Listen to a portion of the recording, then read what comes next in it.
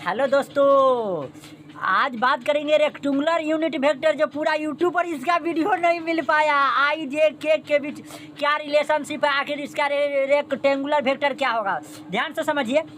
आपके पास ये एक्स अक्ष है, ये वाई एक्सिस है और ये आपके पास जेड एक्सिस है। याद रखिएगा, एक्स अक्ष पर आई यूनिट वेक्टर होता है, वाई अक्ष पर जे कैप होता है और जेड अक्ष पर आपका 3 डायमेंशनल में के कैप होता है। ठीक है। यदि आप एक्स से चलना प्रारंभ करते हैं तो कैसे चलिएगा, एक्स से वाई अक्ष पर, वाई अक्ष से जेड अक्ष पर। ठीक है। तो आई से अगर जे पर जाइएगा तो आई गुने जे आपको के देगा। याद रखिएगा। क्या समझे आप लोग, क्या समझे? आई गुने जे क्या देगा, आई गुने जे आपको प्लस के देगा। ये ट्रिक को याद करके रखिए। अगर ये फिर ऐसा ही चल रहे हैं, जे से में के से क्रॉस कर रहे हैं तो आपको आई प्राप्त होगा जो प्लस होगा। तो जे क्रॉस के आपको यहाँ पर मिल जाएंगे। ये आपका जे क्रॉस के है जो प्लस आई दे रहा है। गुड। अगर जे आप के से आई पर जा रहे हैं, मतलब के क्रॉस आई आपको यहाँ पर तो प्लस जे मिलेगा। आप समझ गया कि प्लस कब होगा। यदि जस्ट इसका विपरीत मूव करते हैं तो क्या होगा, अगर जो आई से के पर जाते हैं तो माइनस जे मिलेगा। याद रखिएगा, उल्टा जब अपोजिट नाचिएगा तब आई से के पर जाइएगा तो आई से के पर जाइएगा तो आपका माइनस जे मिलेगा।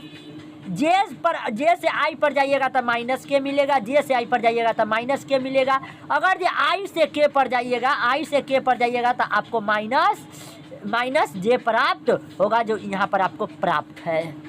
डायरेक्ट कोसाइन, जिसको दी कोसाइन बोलते हैं, यहाँ पर क्या है, एक आपका एक्स अक्ष है, एक आपका वाई अक्ष है और एक आपका जेड अक्ष है। इसका ओरिजिन 0,0,0, एक्सो पर 0, वाईओ पर 0, जेडो पर 0।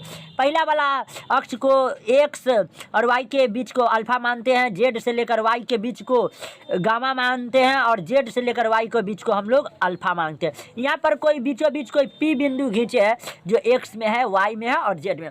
तो याद रखिएगा, ये तीनों का कोण अलग अलग लगा के डायरेक्टर को साइन लगाने के बाद आपका फार्मूला 1 होगा। Cos square alpha plus cos square beta plus cos square alpha बराबर 1 होता है। ये फार्मूला लगभग आपके एग्जाम में ऑब्जेक्टिव में आते हैं।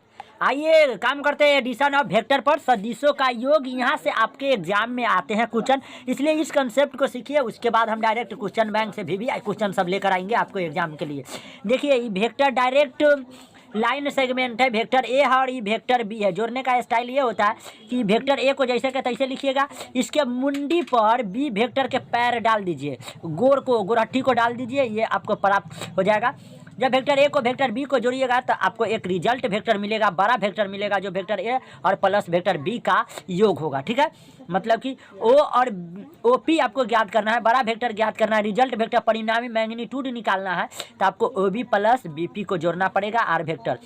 इसे हम लोग त्रिभुज का योग नियम भी कहते हैं। ये पालन कहाँ करता है जी, 2 या 2 से अधिक सदिशों का आप कैसे भी जोड़ लीजिएगा, ये क्रमविनीय नियम का पालन करेगा। क्रम को उल्टा पुल्टा करने पर भी इसका आंसर समान आएगा और ये साहचर्य नियम को भी पालन करता है। आइए आप बात कर लेते हैं सब्ट्रैक्शन ऑफ 2 वेक्टर को। 2 सदिशों को हम लोग अंतर कैसे करते हैं, घटाव कैसे करते हैं, ये सब कंसेप्ट सीख लाइएगा ना तो आपको क्वेश्चन बनाने में बहुत आसानी होगा।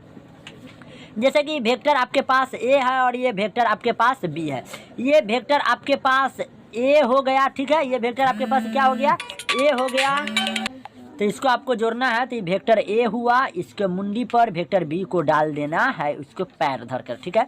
तो दोनों को घटाइएगा तो आपको रिजल्ट वेक्टर बड़ा ए वेक्टर मिलेगा। मतलब कि आर वेक्टर बड़ा वेक्टर ए में से वेक्टर बी को घटा दीजिएगा। सदिश का जो अंतर होता है वो प्रतिक्रमविनीय नियम का पालन करता है। प्रतिक्रमविनीय नियम को, क्रम को आपको उल्टा करके घटाना होगा। सदिश का योग हो या चाहे घटाव का विश्लेषिक नियम बनाने का कुछ टेक्निक होता है, यहाँ से कंसेप्ट सीखिए दोस्तों। वेक्टर ए है, एक्स पर हम लोग आई कैप को लगाते हैं, वाई पर जे कैप को लगाते हैं और जेड पर के कैप को लगाते हैं। ठीक है। बी वेक्टर है, एक्स पर I cap, B Y J cap, B Z के कैप। जोड़ने का स्टाइल समझ लीजिए दोस्तों। Vector A plus vector B को जोड़ना है तो एक्स वाला को एक साथ जोड़िएगा, ए एक्स प्लस में बी एक्स। आई वेक्टर को आपको आगे करना है, आई कैप को ये बताता है कि किस डायरेक्शन में है तो एक्स के एक्सिस के डायरेक्शन में है। ठीक है। प्लस ए वाई या प्लस में बी वाई, वाई अक्ष वाला के वाई अक्ष वाला के साथ, एक्स अक्ष वाला को एक्स अक्ष वाला के साथ, और जे कैप तो जो कैप, प्लस में ए जेड प्लस में बी जेड, और ब्रैकेट में के कैप। छोटी मोटी ऑब्जेक्टिव के लिए ट्रिक हम दे देते हैं, बी नो डैट हम लोग जानते हैं। अगर जे आई कैप में आई कैप से गुना करिएगा तो हमेशा आपको 0 प्राप्त होगा ऑब्जेक्टिव के लिए। जे कैप में जे कैप से गुना करिएगा तो आपको 0 प्राप्त होगा, और के कैप में के कैप से गुना करिएगा तो 0 प्राप्त होगा। आइए आप परिणामी सदिश का परिमाण कैसे निकालते हैं, मैग्नीट्यूड वाला वेक्टर का हम लोग मैग्नीट्यूड वैल्यू कैसे निकालते हैं। जैसे कि आपके वेक्टर ए है और ये वेक्टर आपके पास बी है, ये आपके पास वेक्टर ई है, इसका मुंडी इधर है, और वेक्टर बी है, इसका मुंडी इधर है, ठीक है। और आपको रिजल्ट वेक्टर निकालना है तो याद रखिए इससे बाहर आपको कोई कोण लेना है जो आपको थीटा है, एंगल को दर्शाते हैं, जिसको एन मानते हैं, ओ है, पी है और ओ है। तो रिजल्ट वेक्टर निकालने का बहुत आसान फार्मूला होता है, वेक्टर ए का स्क्वायर कर दीजिए, आप बी का स्क्वायर कर दीजिए, और जब कोसाइन वाला लगाइएगा तो 2ab cos थीटा, ये रिजल्टेंट वेक्टर को आप याद करके रखिएगा, आपके एग्जाम में ऑब्जेक्टिव में पूछ सकता है। यदि थीटा का वैल्यू 0 रखते हैं तो cos 0 का मान कितना हो जाएगा, cos 0 का मान 1 होता है, 2ab में 1 से गुना करिएगा 2ab हो जाएगा। हम लोग मतलब कहेंगे कि रिजल्ट वेक्टर मैक्सिम ए प्लस वेक्टर बी का वैल्यू हो गया रूट अंदर ए का स्क्वायर प्लस में बी का स्क्वायर प्लस में 2ab, मतलब कि थीटा का मान जब 0 होता है तब इसको इस प्रकार लिख सकते हैं, ए प्लस बी के होल स्क्वायर, और स्क्वायर से रूट खत्म भी कर सकते हैं, ठीक है। आर मिनिमम अगर निकालना होगा तो थीटा के जगह 90 डिग्री रखिएगा। आप जानते हैं कि cos 90 डिग्री का वैल्यू 0 होता है, 0 में 2ab से गुना करिएगा 0 प्राप्त हो जाएगा आपको। तो वेक्टर ए प्लस बी का मान हो जाएगा मैग्नीट्यूड के रूप में ए का स्क्वायर या प्लस में बी स्क्वायर। अगर जे आपको tan अल्फा निकालना होगा तो बी साइन थीटा बटा में A plus B cos theta होता है फार्मूला।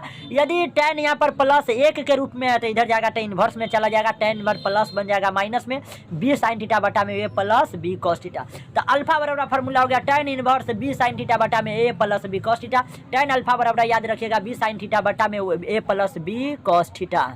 आइए आप हम लोग जान लेते हैं मल्टीप्लिकेशन ऑफ वेक्टर, सदिशों का गुणन हम लोग कैसे करते हैं। सदिश और एक अदिश का गुणनफल एक अदिश होता है, अगर जो सदिश में और एक अदिश से गुना करिएगा तो एक आपको अदिश देगा। Thank you best.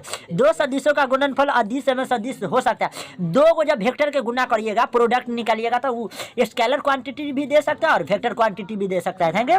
अगली पॉइंट, यदि दो सदिशों का गुणनफल एक अदिश होता है, यदि दो वेक्टर को आपस में आप प्रोडक्ट निकालते हैं तो यदि स्केलर क्वांटिटी दे सकता है तो इस प्रकार के प्रोडक्ट को हम लोग डॉट प्रोडक्ट कहते हैं, याद रखिएगा, जिसे आप लोग बिंदु द्वारा सूचित करते हैं।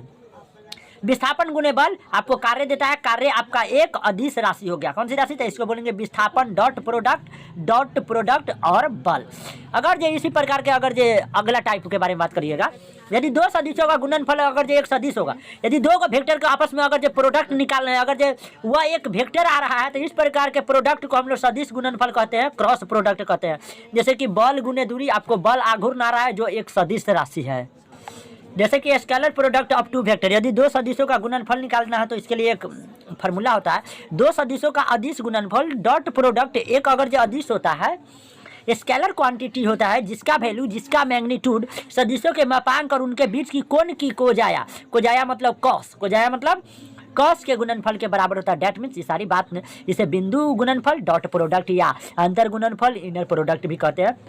वेक्टर ए में वेक्टर बी से डॉट प्रोडक्ट, इसको डॉट बोलते हैं या इनर प्रोडक्ट कहते हैं। वेक्टर ए है, वेक्टर बी है, दो को सदिश है जिसको आपस में डॉट प्रोडक्ट करते हैं तो दोनों वेक्टर आपको मैग्नीट्यूड में बदल जाता है ए बी, और बीच में कोसाइन आ जाता है। Vector A dot vector B बराबर फार्मूला हो गया A B cos theta. Formula को याद करके रखिएगा। बाकी पार्टनर ऑल द बेस्ट और for the rest all the best. मिलते हैं नेक्स्ट क्लास में। Thank you very much, love you.